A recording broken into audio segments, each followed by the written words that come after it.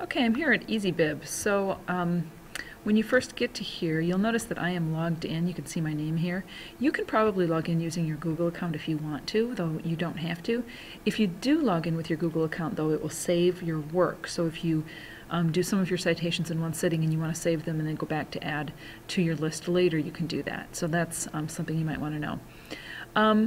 When you first start this, you're going to see a row of tabs at the top of this blue box, and that's where you go to start. You have to choose, of course, which of the tabs applies to your source. So some of us have internet sites, which would be website. Some of us used regular books or reference books. That would be the kind of a book where it had either the book was all about the one topic, or maybe it was a book like about doctors and you only used one chapter of it or one section of it.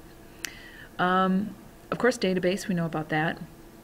And then there's this one, all 59 options. This is where you're going to go to find encyclopedias. So if you look at this list, you will see encyclopedia article right down here. So click on that to get to your encyclopedias.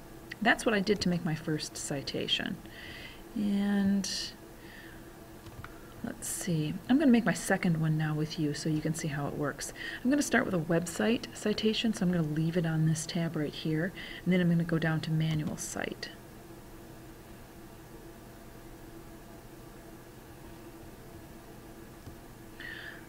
There it goes. So you can skip this at the top, skip the blue box there, and go straight down to number 2. Under where it says content originally published on a website, leave it just like that. You don't have to worry about changing that. The article title is going to be the page title or what you looked up. This might be, for example, basket weaving as the name of a job. Your websites generally don't have authors. They might have, but not necessarily. Most of them don't, so you probably will be leaving that blank. Your website title needs to be in here. You could put career cruising, for example, and don't need your web address. I did not ask you to write that down. I did ask you to write down a publishing year. You might have just found the year 2015, and then you do have to put the day you accessed it. So let's say it was just a few days ago. And so it might look like that. And then you're going to create your citation.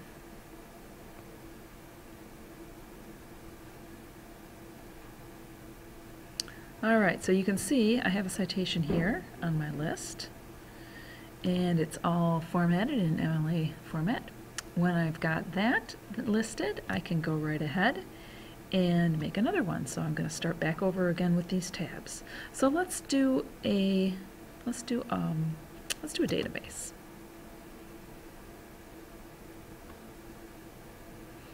Now remember that a database article comes from another source. We're going to go to manual cite, and then we're going to fill out what we can. So where it says source type, this is where you have to choose the kind of source it originally was. So on the green sheets there's a line that says original source, and that's what you're going to look for here. If the original source was a book, you would choose that. It might be an encyclopedia article or reference book.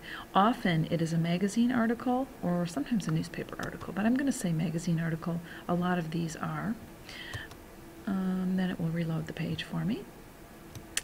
And then I put in my article title, which is the title of the database article that I read. Let's say that it was basket weavers,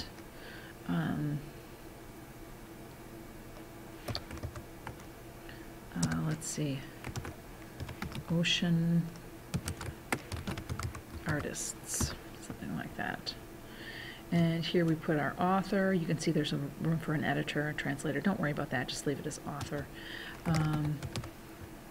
We're going to put the name of our author. We're going to put the title. Let's say it's Career World. Sorry, this is the magazine title where it originally came from. Maybe it was published on the 18th of March a few years ago. last year, say. Don't worry about page numbers. I didn't ask you to fill that in. You do have to put the name of the database here. Search Discoverer is the most common. You can just select that if you want to. The day it was accessed, again, might be the same month you were working, or the same day you were working on it. The 11th is the last time. You don't need any URL, and you can go ahead and create. So there you have another article. Okay, so then if you scroll down here, you can see now we have 2 articles, and they are in alphabetical order. So you're going to continue to do this until you have all of your citations made. One more thing I want to show you. If you are using a book and you have not used the whole book, let's say you've used only an article in the book, or maybe you have used a section of the book, but it's not technically an encyclopedia. This is where you go. Where it says citing, you can choose either the whole book or you can choose chapter or section. So let's say you only used one part of it, that's what you're going to choose. Again, whenever you choose something like that, it reloads the page for you so that you have new boxes to fill in. And then you put the title.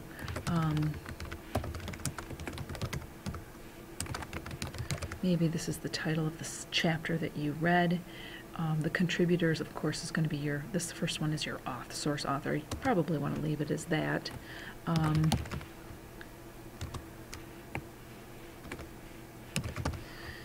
going to put the name of your author there.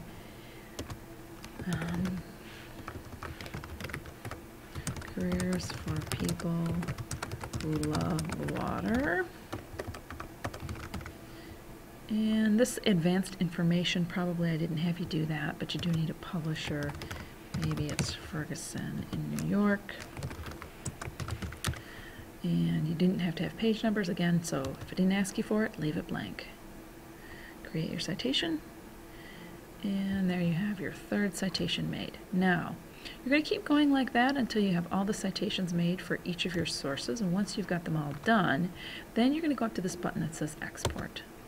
You can say Save to Google Docs. This is something we haven't done before, but I think it will be really handy because here you're going to accept, you're going to link it to your Google account, and you should be logged into your school Google account when you do this, and then you can see it was successfully uploaded to Google accounts. Now when I click on this, it opens up the bibliography in a moment.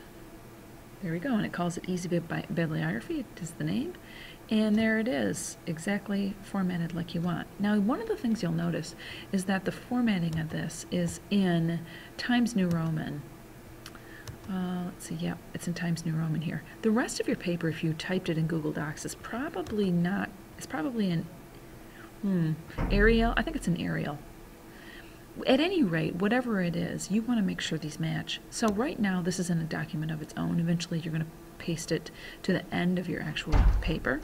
And then when you do that, you're going to, when you're done with that, then you can make sure everything matches.